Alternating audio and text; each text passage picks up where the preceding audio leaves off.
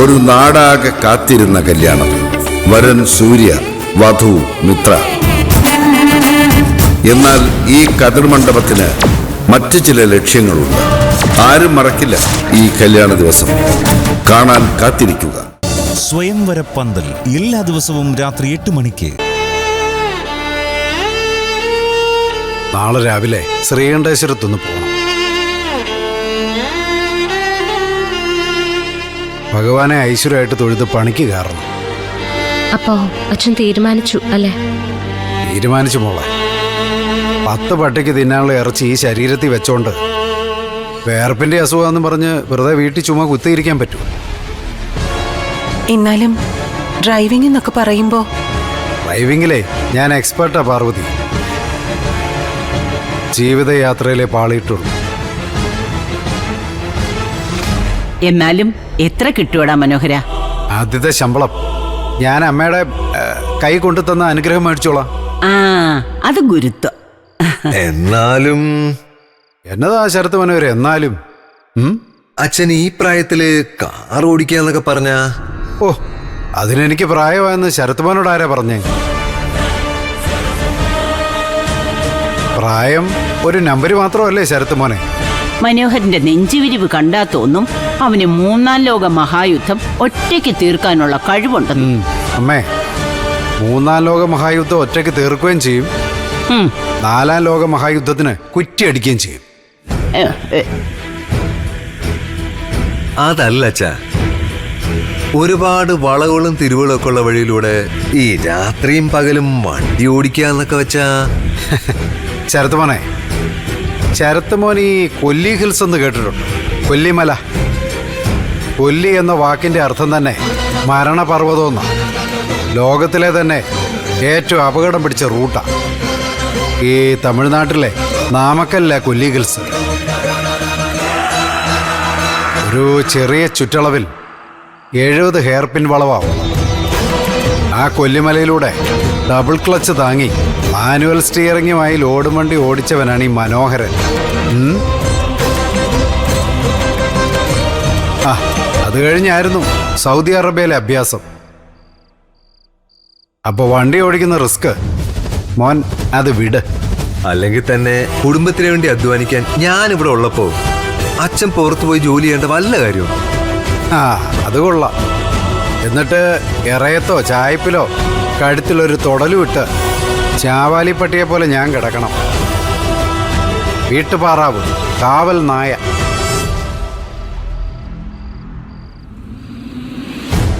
അല്ലെങ്കിൽ തന്നെ ശരത്ത് ഈ വീടിന് വേണ്ടി അധ്വാനിക്കാൻ ആരാ? ദേവികമോൾ അധ്വാനിക്കുന്നെങ്കിലേ അത് സുധിമോന്റെ സ്ഥാനത്ത് വന്നു.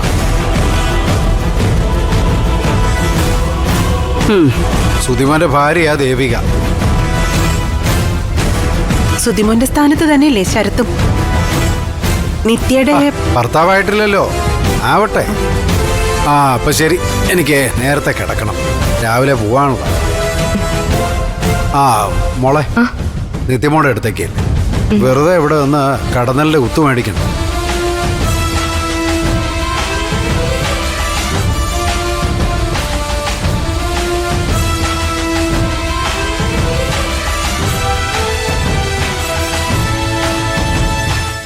ഓ, അപ്പോ സുധീയുടെ അച്ഛൻ ജോലിക്ക് പോകാൻ തന്നെ തീരുമാനിച്ചു അല്ലേ?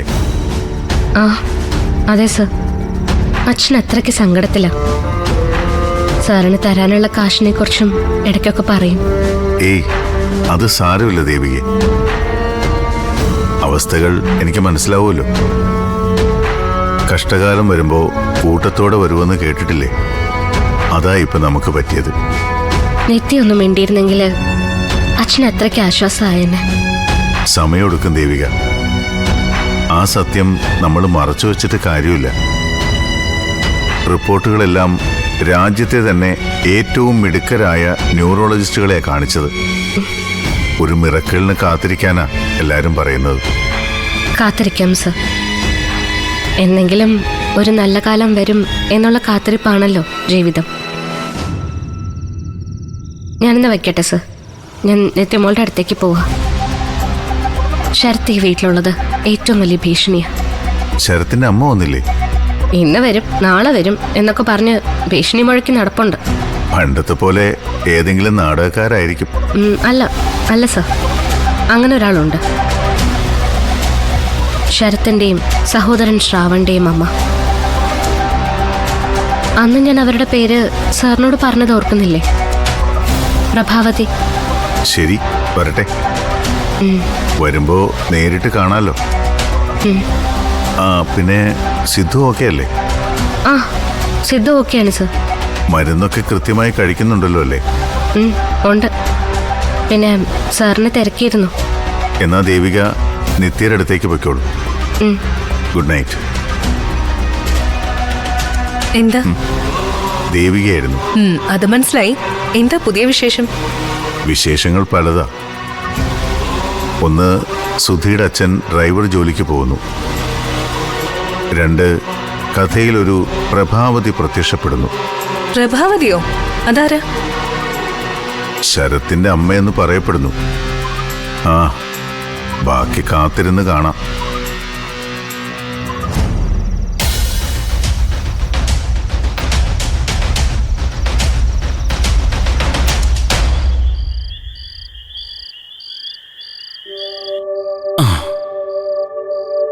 ഞാനിതാ നിലാവൊക്കെ കണ്ട് ഇവിടെ ഇങ്ങനെ ഇരിക്കുന്നു. ഒറ്റയ്ക്കിരുന്നങ്ങ് സന്തോഷിക്കല്ലേ? ഒപ്പിരുന്ന് സന്തോഷിക്കേണ്ട ആള് അതിന് തയ്യാറാവത്തുണ്ടല്ലേ? അതെന്തു പറ്റി? ചന്ദ്രലേഖ വക്കീല് വരുന്നില്ലെന്ന് പറഞ്ഞോ? എന്റെ വായിലിരിക്കൊന്നും കേൾക്കല്ലേ? ഞാൻ പറഞ്ഞില്ലേ, ലക്ഷങ്ങളാ എനിക്ക് ചന്ദ്രലേഖ ഓഫർ ചെയ്തത്. സിദ്ധാർത്ഥൻ വക്കീലിന്റെ നിഴല് വീഴുന്നിടത്ത് പോലും വരാതിരിക്കാൻ ഞാനൊരു പമ്പര വെട്ടി. അത് വാങ്ങേണ്ടതായിരുന്നു. വെറുതെ ഓരോന്ന് പറയില്ല ദേവികെ. സ്വന്തം ജീവനേക്കാൾ വിലമതിക്കുന്ന സുധിയേട്ടന്റെ ഹൃദയം എനിക്ക് തന്ന ആളല്ലേ ദേവിക? അല്ല, നാളെ എനിക്ക് എന്താ ബ്രേക്ക്ഫാസ്റ്റ് കൊണ്ടുവരുന്നേ? നാളെ ഞാൻ വരുന്നുമില്ല, ഒന്നും കൊണ്ടുവരുന്നുമില്ല. അപ്പൊ ഞാനെന്ത് കഴിക്കും? ദൈവം ആകാശത്തുനിന്ന് മഞ്ഞ പൊഴിക്കും. ഷടാ, ഭക്ഷണം കഴിക്കാതെ എങ്ങനെ മരുന്ന് കഴിക്കും? വക്കീലെ, ഞാൻ ഭക്ഷണം കൊണ്ടുവരുന്ന കാത്ത് അവിടെ സുഖവാസം തുടരണ്ട. വീട്ടിൽ പോവാൻ നോക്ക്. ഉയിര് വാരിപ്പിടിച്ച മനുഷ്യൻ 2 തവണ അവിടെ വന്നത് തന്നെ.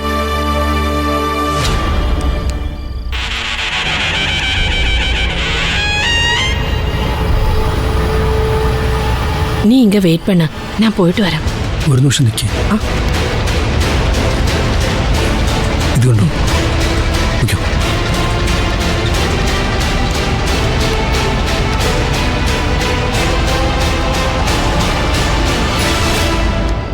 എന്നാലും ദേവിക നാളെ വരണം പ്ലീസ്.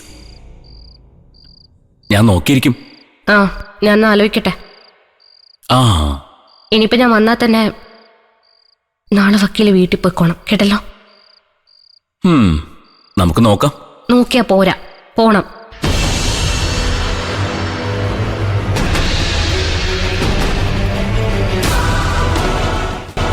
ഞാൻ വച്ചേക്കുവാ. ഇവിടെ അന്തരീക്ഷം അത്ര സുഖകരമല്ലെന്നറിയാലോ. ശരി, ഗുഡ് നൈറ്റ്. ശരി, ഗുഡ് നൈറ്റ്.